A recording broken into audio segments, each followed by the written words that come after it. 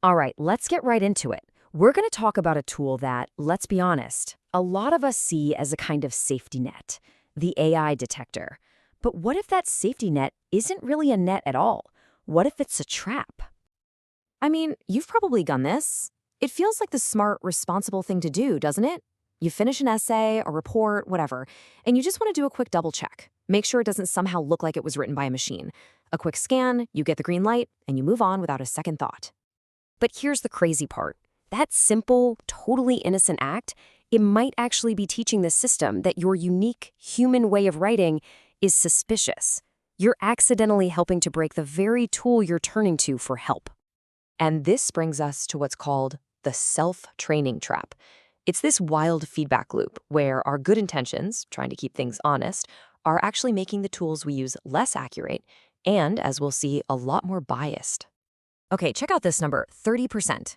A recent study found that 30% of medical articles written long before ChatGPT even existed are now being flagged by today's detectors as AI generated. We're talking about writing that literally could not have been made by AI, and yet the machine is pointing its finger. So how on earth does that happen? Well, it's this feedback loop. It goes like this. 1, you submit your completely human writing. 2, the detector, which is far from perfect, makes a mistake, a false positive. 3, your work gets wrongly tagged as AI. Now here's the kicker. That mistake gets saved and fed right back into the system's training data. So what's the result? The AI learns a totally wrong lesson, that your authentic human voice looks like a machine. A research team writing in the journal Nature just nailed it. They said the model becomes poisoned with its own projection of reality. It's not learning from the real world anymore. It's learning from its own mistakes and just making them worse and worse. And this whole mess has a name. It's called model collapse. It's basically a degenerative process. When an AI trains on data created by other AIs, or in this case, human writing that's been mislabeled as AI, it starts to lose touch with what real, diverse human writing even sounds like. And the scale of this problem is kind of staggering. This isn't just some tiny glitch. Research shows that a whopping 91% of AI detection models suffer from this temporal degradation. You know, in plain English, they actually get worse over time, not better, because their training data is just getting more and more polluted. You know, Harvard researchers have this incredible analogy for this. They compare pure human writing from before 2022 to low background steel. That's steel made before the first atomic bomb tests, so it's not contaminated with radiation. It's super valuable and totally irreplaceable for building sensitive scientific gear.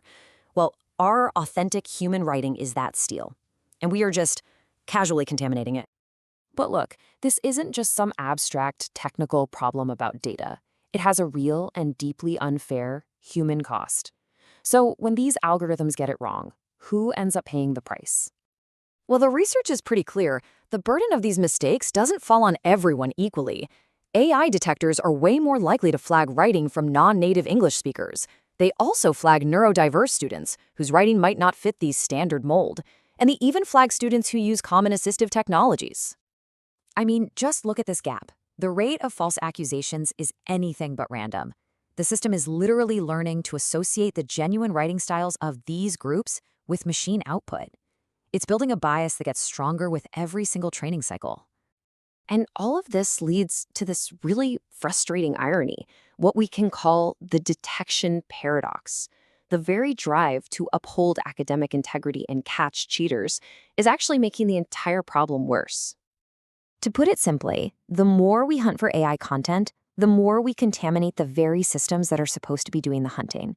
Every time an educator submits a student's paper just to check, they're risking feeding another bad example into the machine. The hunt itself is poisoning the tools. And that's really the bottom line, isn't it?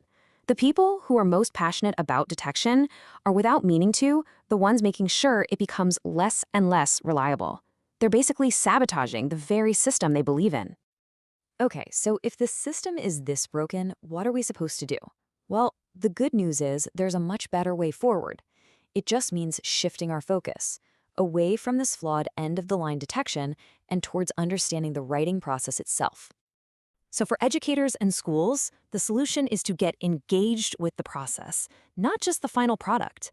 Ask to see the drafts, the outlines, the research notes, talk to students about their work. And this one is so important. On a policy level, you need to make sure your vendor contracts don't allow them to keep student data for training.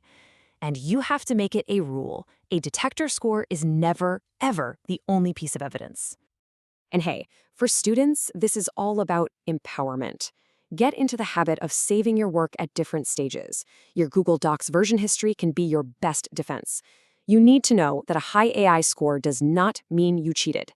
And please, for the sake of the whole system, stop pre-checking your work on those free online tools. You're just feeding the broken machine. Ultimately, we're looking at a choice between two different paths. There's the old way, all about surveillance and detection. It's focused on the final paper, it kind of assumes guilt, and it leans on these busted tools. But there's a better way, one that's about process and engagement. It values the entire writing journey. It builds trust, and it actually helps develop the critical thinking skills that education is supposed to be about. So the choice seems pretty stark when you lay it out like that. We can keep feeding this flawed machine and watch it get more and more suspicious of real human writing, or we can finally recognize that we're poisoning the well and decide to do something different. Which really brings us to the final question for you, for your school, for wherever you work. Are you going to stay stuck in the detection trap, or are you ready to move forward?